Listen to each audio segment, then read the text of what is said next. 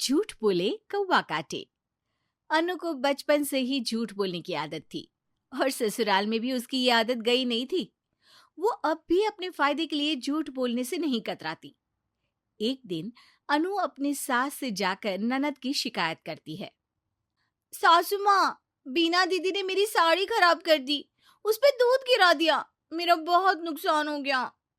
अरे क्यों बीना, मैंने तुझे यही संस्कार दिए हैं क्या?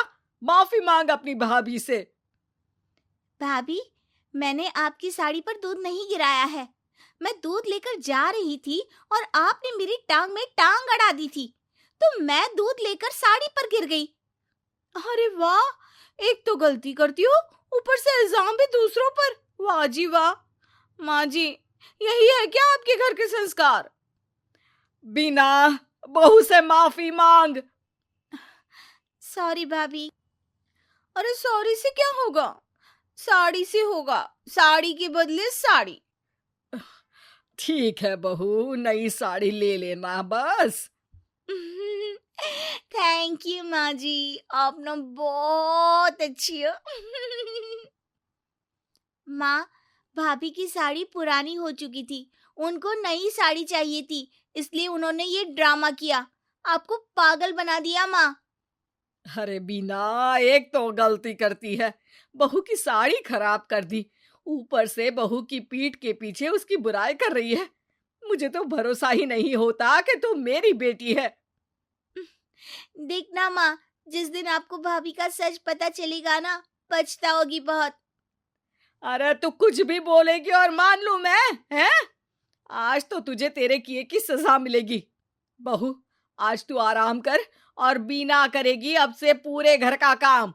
यहाँ नाक कटवा रही है तो ससुराल जाके पता नहीं क्या करेगी। ठीक है माँ जी, मैं मुंह हाथ धो लेती हूँ, फिर आराम करूंगी। रो रो के पूरा मेकअप खराब हो गया। बीना जल्दी से वहां से चली जाती है और बहू के कमरे में उसकी अलमारी में जाके बैठ जाती है, ताकि उसे पता चले कि भाभी अपने कमरे में करेगी क्या। अनु हाथ मुंह धोकर अपने कमरे में आती है और फोन उठा के सीधे अपने मायके फोन लगा देती है। पता है माँ, आज क्या हुआ? आज मैंने सास की चाय में सब्जी धोने के बाद बचा पानी डाल दिया। बेचारी। ओह, तो भाभी हर बात अपनी माँ को बताती है। अच्छा माँ, अब ना मैं सोने चली, बहुत आराम करना है आज मुझे। थोड़ी देर में अनु की नींद लग जाती है। बीना उसका फोन उठाती है और फोन में कुछ करने लगती है, फिर वहां से चली जाती है। वो सीधे माँ के पास जाकर माँ के कान में कुछ कहती है।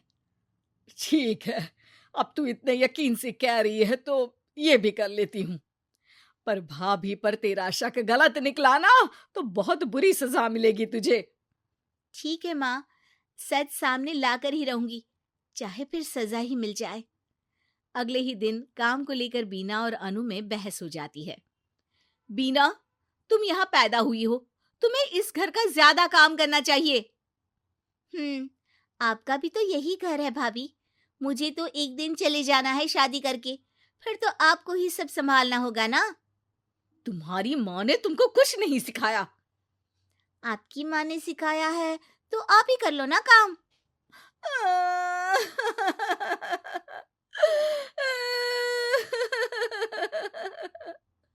अरे, रो क्यों रही हो? भाभी चुप हो जाओ, मैं कर लूंगी सारे काम। मैं आपके आगे हाथ जोड़ती हूँ, पाँव पड़ती हूँ, प्लीज चुप हो जाओ भाभी। बीना अनु भाभी को चुप कराने के लिए उसके पाँव छू रही होती है। तभी अनु की रोती आवाज सुन के सास वहां आ जाती है। क्या हो रहा है यहाँ?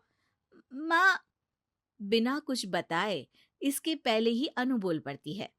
देखो ना, आपकी बेटी मेरे पाँव पकड़ के मुझे गिराने की कोशिश कर रही है।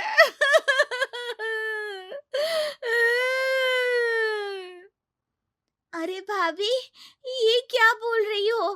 अरे चुप कर बीना, तूने तो बहू के सामने मेरी नाक ही कटवा दी। इसके मायके वालों को जब ये बात पता चलेगी तो क्या होगा? पर पर भाभी झूठ बोल रही है माँ। मैंने भी देखा, तू उसके पांव पकड़ रही थी। वो तो मैं पाँव पड़ रही थी ताकि भाभी चुप हो जाए। तू ना आज किचन में सोएगी और खाना भी नहीं मिलेगा तुझे। बहुत बदतमीज हो गई है। अनु को लग रहा था कि उसका झूठ सफल रहा, लेकिन बीना का प्लान काफी हद तक आगे बढ़ रहा था। जैसे बीना ने सोचा था, अनु ने अपनी माँ को कॉल किया, लेकिन बीना ने उस दिन अनु के फोन से अपनी माँ का नंबर उसकी माँ के नाम से सेव कर दिया था। बस फोन चालू होते ही अनु ने सच उगलना शुरू कर दिया। वो बेचारी तो मेरे पाँव छू रही थी, लेकिन मैंने बोल दिया कि पाँव पकड़ के गिरा रही है। और मेरी बेवकूफ सास मान भी गई। हाँ हाँ, सास तेरी बेवकूफ तो है जो तेरी बातों में आती रही। माँ जी, आप वहाँ इतनी जल्दी मेरे मायके कैसे पहुंच गई? बीना और सास अनु के कमरे में आके उसे अपना प्लान बता देती हैं कि कैसे उन्होंने बीना के झूठ को पकड़ लिया। इस बार अनु सास के पांव पकड़ लेती है और माफी मांगती है। ए, पाँव छोड़, मुझे गिराएगी क्या?